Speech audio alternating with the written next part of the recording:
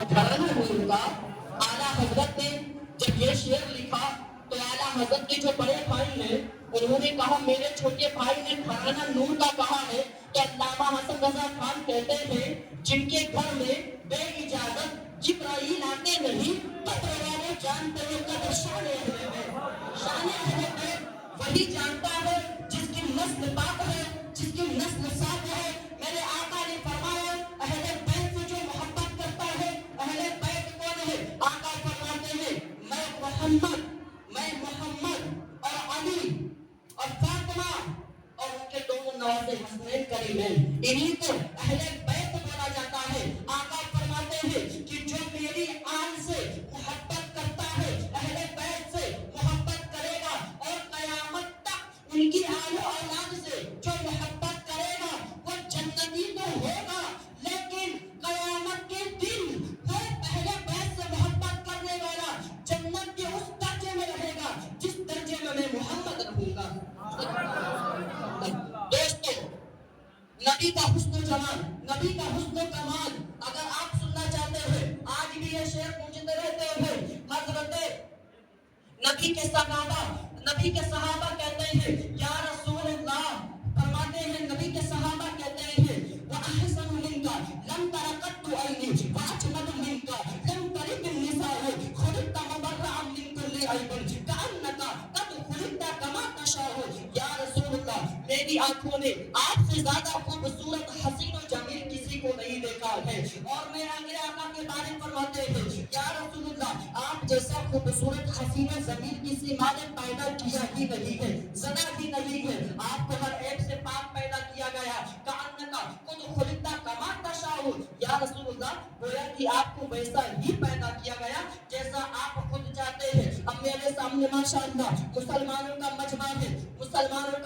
है सारे लोग यहाँ पर बैठे हैं। आज हमारे नौजवानों से इस्लाम की तारीफ के बारे में पूछा जाए तो हमारे नौजवानों को कुछ पता नहीं होता है कुछ मालूम नहीं होता है। आप इनसे फिल्मी एक्टर के बारे में पूछेंगे तो आपको सारी डिटेल्स बता देंगे थक जाएंगे लेकिन इनकी बात मुकम्मल नहीं होगी। और यही नौजवानों से आप अगर इस्लाम की तारीफ के बारे में पूछे तो कुछ पता नहीं होता है। मोहतरम हज़रात किराम मिल्लत इस्लामिया आप जरा गौर फरमाइए। आइए जब मेरे नबी दुनिया में तशरीफ नहीं लाए थे जब मेरे नबी पैदा नहीं हुए थे उस वक्त मक्के के अंदर हाल क्या था उस वक्त मक्के में चल क्या रहा था आप जरा अपने ज़हन को करीब में रखें और बार बार सुभान अल्लाह कहते रहिएगा ताकि मुझे भी अच्छा लगे पढ़ने में बोलने में। आप जरा गौर से सुनिएगा जब मेरे नबी दुनिया में तशरीफ नहीं लाए थे उस वक्त का मंजर ये था कि जब किसी के घर में बेटी पैदा होती थी तो उसे जिंदा दफन कर दिया जाता था ये मेरे नबी के आने से पहले का हाल था। बेटियों के मदद कल भी हो रहे थे बेटियों के मदद आज भी हो रहे हैं और ये बहुत कमबख्ती की अलामत है। फर्क ये है कि मेरे नबी की आने से पहले बेटी पैदा हो जाती थी तब उसे जिंदा दफन कर दिया जाता था और आज बेटी पैदा होने से पहले ही बेटियों के मदद हो रहे हैं बेटियों के कत्ल हो रहे हैं और ये बहुत कमबख्ती की अलामत है। नौजवानों आप जरा अपने ज़हन को करीब में रखें। मेरे नबी के आने से पहले बेटियों को जिंदा दफन कर दिया जाता था और दूसरी तरफ जिस तरह से आज के जमाने में जब किसी के घर में इंतकाल हो जाता है आप देखने के लिए जाते हैं और अपने दोस्त के कांधे पर हाथ रखकर कहते हैं भाई सब्र कर। बिल्कुल इसी तरह से पहले जमाने में जब किसी के घर में बेटी पैदा हो जाते थे तो उसके दोस्तों अहबाब रिश्तेदार देखने के लिए आया करते थे और कहते थे भाई सब्र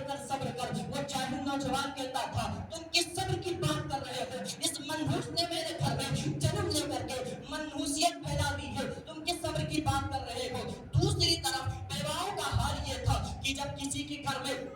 जब किसी के शौहर का इंतकाल हो जाता था तो उन बेवा औरत को उनके शौहर के साथ में जिंदा जला दिया जाता था और अगर जलाते नहीं थे तो लगभग 1 साल के लिए कमरे में कैद करके रखते थे और अगर फिर भी जब वो औरत बच जाती थी तो उसके कपड़े फाड़ करके और उसे मक्के की कड़ियों में घुमा करके बेइज्जत किया करते थे ज़लील किया करते थे। ये मेरे नबी के आने से पहले का हाल था। जिंदा बेटियों को जब दफनाया जाता था जिंदा बेटियां रो करके दुआएं करती थी मौला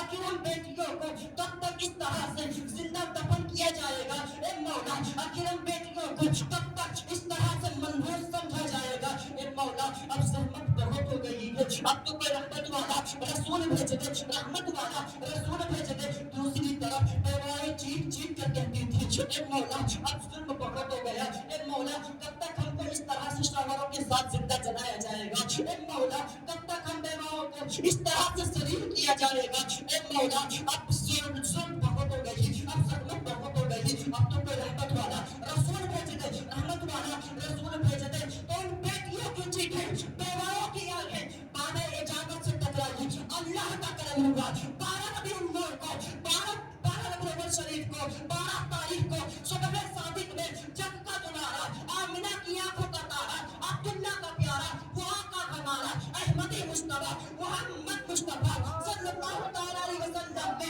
اپنے قدم کو مکے کی دھرتی پر رکھا۔ اتہاس گواہ ہے، تاریخ گواہ ہے، 25 سال کا کنوارا ہے میرا نبی، لیکن میرا کنوارا نبی مکے کی کسی بھی کنواری لڑکی سے شادی نہیں کرتا، بلکہ 40 سالہ بیوہ حضرت خدیجہ کو سینے سے لگاتا ہے اور دنیا کو یہ میسج دیتا ہے بیٹیوں بیواؤں گھبرانے وقت تمہیں سہارا دینے والا رسول آ گیا۔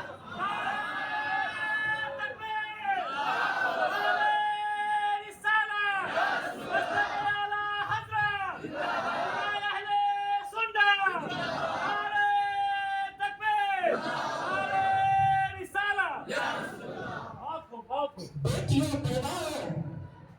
گھبرانا مت، تمہیں سہارا دینے والا رسول آ گیا۔ تو ان عورتوں کو عزت بخشی ہمارے نبی نے، ہمارے نبی نے عزت بخشی ہے۔ اور بتا دو ان چھوٹی اتہاس لکھنے والوں کو جو لوگ کہتے ہیں تمہارے نبی نے 11 شادیاں کی ہیں، 11 نکاح کیے ہیں، بتا دو جھوٹے اتہاس لکھنے والوں کو تو ہمارے نبی نے جو 11 نکاح کیے ہیں ان میں صرف ایک ہی کنواری تھی جن کا نام ہے حضرت عائشہ، بقیہ جتنی تھی یا تو بیوہ یا تو مطلقہ۔ مطلب صاف ہے کہ جس کا سہارا مل گیا مدینے والے نے اسے سہارا دیا، جس کا سہارا مل گیا مدینے والے نے اسے سہارا دے دیا۔ آج لوگ کہتے ہیں تم کھڑے ہو کر کے سلام پڑھتے ہو، تم نبی کو جو ہے کھڑے ہو کر سلام کرتے ہو۔ میں نے کہا ملا جی آپ نے سمجھا نہیں ہے، آپ نے ان کی عظمت کو جانا نہیں ہے۔ ارے لوگ نیتاؤں کے استقبال کے لیے کھڑے ہوتے ہیں، یہ ہماری قسمت ہے کہ ہم اپنے نبی کے استقبال کے لیے، یہ ہماری خوش نصیبی ہے کہ ہم اپنے نبی کی استقبال کے لیے کھڑے ہوتے ہیں۔ نوجوانوں آؤ اور آپ سنو، اللہ رب العزت جب مصطفیٰ کے نور کو پیدا فرمایا، آپ دیکھیں مصطفیٰ کے نور کو پیدا فرمایا، توجہ ہے آپ لوگوں کی، سب کی توجہ ہے تو وہاں تو بڑی بڑی یا رسول اللہ، پیچھے والے کان میں منہ لگا کے بیٹھے ہوئے سے آواز نہیں جا رہی ہے، بڑے سارے لوگ آگے سے لے کر پیچھے تک یا رسول اللہ، ماشاءاللہ یہ محبت ہونی چاہیے دل میں، یہ جذبہ ہونا چاہیے دل کے اندر، یہ جذبہ دل کے اندر ہونا چاہیے، جو ہونا عشق مصطفیٰ تو زندگی فجور ہے، غلام یہ رسول میں موت بھی قبول ہے، غلام یہ رسول میں موت بھی قبول ہے۔ آپ اگر محبت ایسی کریں مصطفیٰ سے، ایسی محبت کرو جس طرح سے بلال نبی سے محبت کرتے تھے، بولو سبحان اللہ، جس طرح سے بلال نبی سے محبت کرتے تھے۔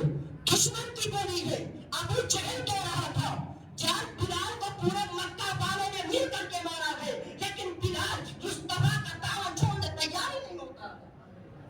بلال مصطفیٰ کا دامن چھوڑنے تیار ہی نہیں ہوتا ہے۔ ایسی محبت کرو اپنی آقا سے، ایسی محبت کرو اپنی آقا سے۔ جو لوگ کہتے ہیں نبی کو اپنی طرح کہو، نبی کو اپنی طرح مانو، نبی تمہارے بڑے بھائی ہیں، یہ کہتے ہیں میرا پریوتا امام اس وقت کہہ رہا تھا ایک مومنو تم ایسا مت کہنا، ورنہ پھر ایمان سے بات تو کہتے تھے، اعلیٰ حضرت کہہ رہے تھے اگر کہنا ہی ہے تو کہو سرور کہو کہ مالک مولا کہو